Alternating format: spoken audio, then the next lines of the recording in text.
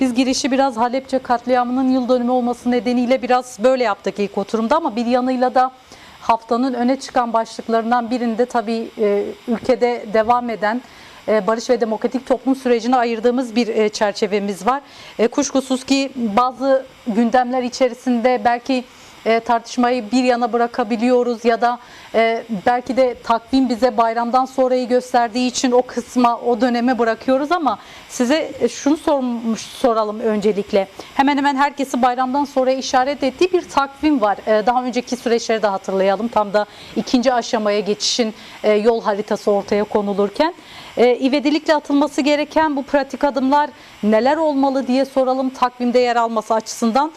Tabii partiniz de aynı zamanda bayram sonrası için meclisin önüne koyduğu somut bir planlama var mı yok mu? Onu da sizden dinlemiş olalım. Ben de öncelikle bugün Halepçe katliamının yıl dönümü yaşamını yitirenleri anarak başlamak istiyorum.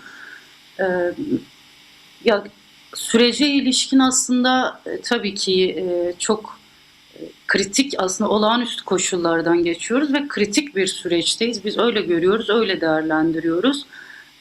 Takvimin bayramdan sonraya bırakılması çok doğru değil süreç açısından. Yani Orta Doğu'da, dünyada bu kadar olağanüstü durumlar yaşanırken böylesi bir fırsatı, böylesi bir süreci bir an bile zamana yaymak çok doğru değil. Bunu defalarca belirttik aslında.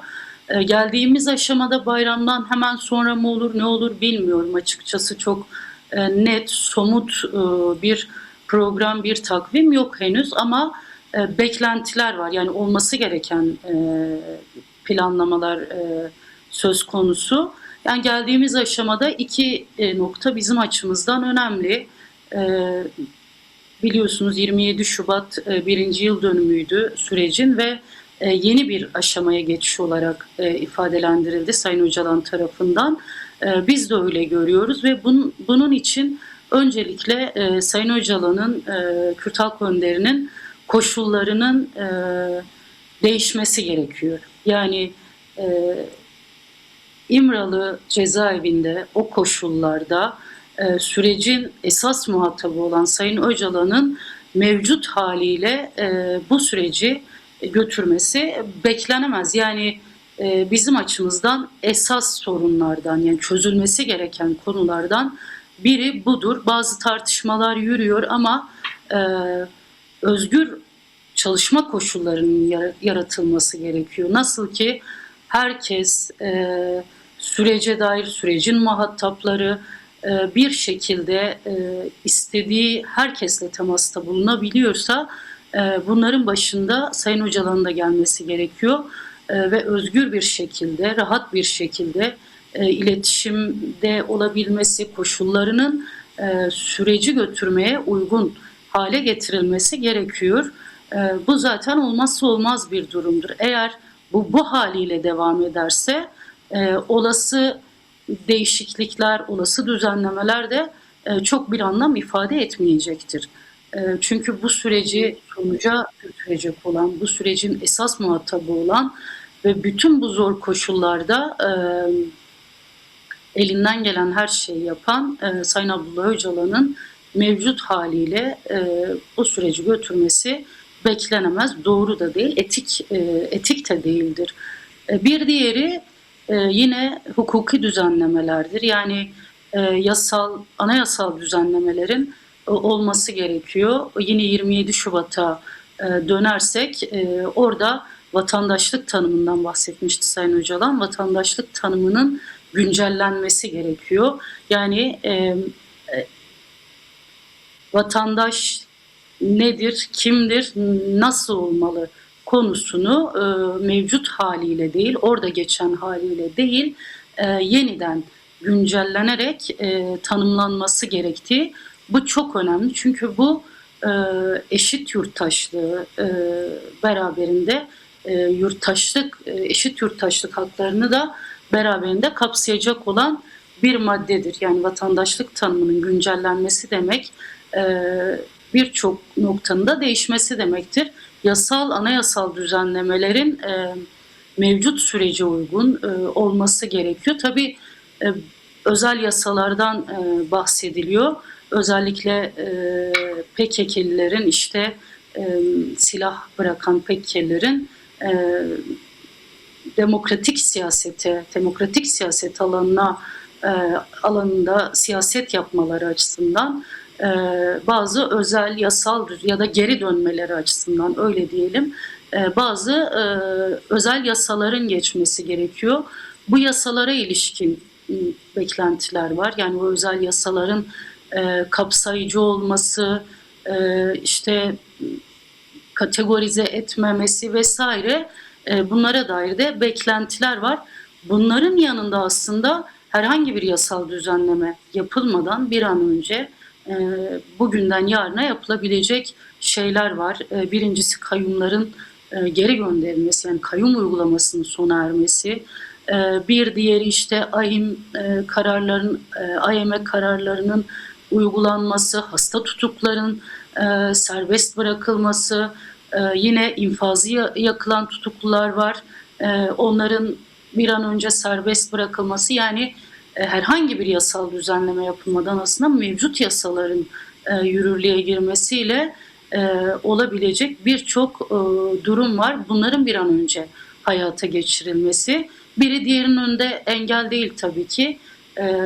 Çok kısa bir sürede bütün bunlar Sayın Öcalan'ın koşulları, mevcut işte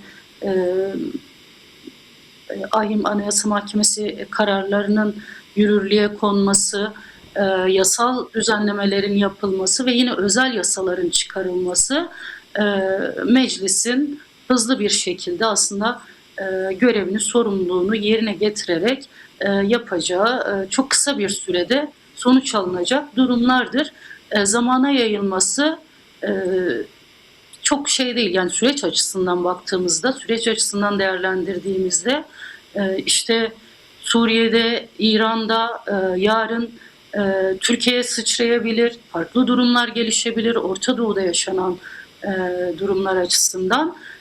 O açıdan vakit kaybetmeden bir an önce bu süreci tamamlama noktasında herkesin sorumluluk alması gerekiyor. İşte başta meclisin görevini yerine getirmesi, sorumluluğunu yerine getirmesi gerekiyor. Herkesin işaret ettiği yerde meclis. Yol alındı, hiçbir şey yapılmadı diyemeyiz. Ama tamamlanması için, başarıya ulaşması için daha çok sorumluluk almak, cesaretle sorumluluk almak, adım atmak ve zamana yaymadan sonuçlandırmak gerekir diye düşünüyoruz. Bayramdan sonrasına bazı söylemler var tabii ki ama henüz somutlaşan, en azından bizim gördüğümüz bir şey yok.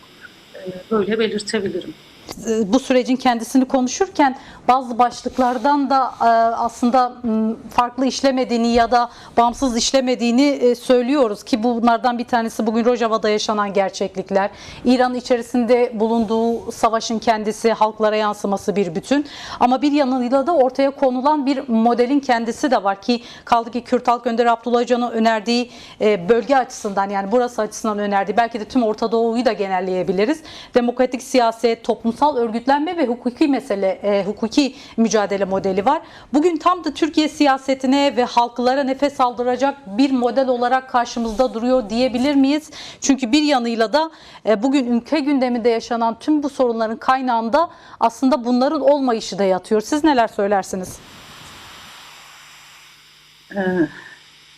Yani şöyle aslında Orta Doğu'da yaşanan duruma, yaşanan savaşa baktığımız zaman Kürtlerin varlığı, Kürtlerin belirleyiciliği inkar edilemez. Yani Suriye'de, İran'da, Irak'ta ya da Türkiye'de olası herhangi bir durumda Suriye ve İran yakın örneğidir. Kürtler ne yapıyor, Kürtler ne yapacak diye aslında bütün dünyanın konuştuğu bir halk gerçekliğinden, Kürt halkının Orta Doğu'daki belirleyiciliğinden söz edebiliriz. Bu gerçektir, inkar edilemez bir durumdur. Tabii 100 yıllık Kürt inkarından bu noktaya geldi Kürtler. Şimdi bu durumda yangın yeriyken Orta Doğu ve herkes dönüp Kürtler nasıl bir pozisyon alacak diye konuşup tartışırken, merakla beklerken Sayın Öcalan'ın sadece Kürtler açısından değil, aslında Orta Doğu'daki bütün halklar açısından ortaya koyduğu bir şey var, bir model var. Yani Orta Doğu'daki tüm halkları, işte ulus devlet gerçekliğini, ulus devletin aslında halkları ne hale getirdiğini söyleyen, ortaya koyan ve bununla birlikte demokratik toplumu inşanın, demokratik siyaset alanının açılmasının, halkların kendi özgünlükleriyle, kendi haklarıyla ortak bir yönetim biçimini belirlemesinin öneminden ve aslında sorun çözüm adresi, çözümü olarak gösterdiğini de görüyoruz. Aslında buna üçüncü yol da diyebiliriz. Yani Kürtler işte örnek veriyorum, Kürtler Amerika ile mi hareket edecek? İşte Kürtler HTŞ ile mi hareket edecek? Kürtler işte mevcut İran yönetimiyle mi hareket edecek diye yürütülen tartışmalarda aslında Sayın Öcalan'ın ortaya koyduğu oradaki halkların ortak bir irade ortaya koyarak oradaki yönetim belirlemeleri ve orada yaşamı devam ettirmeleri noktasındadır. Kendi özgünlüklerini, bu sadece Kürtlere dönük bir çözüm önerisi değildir.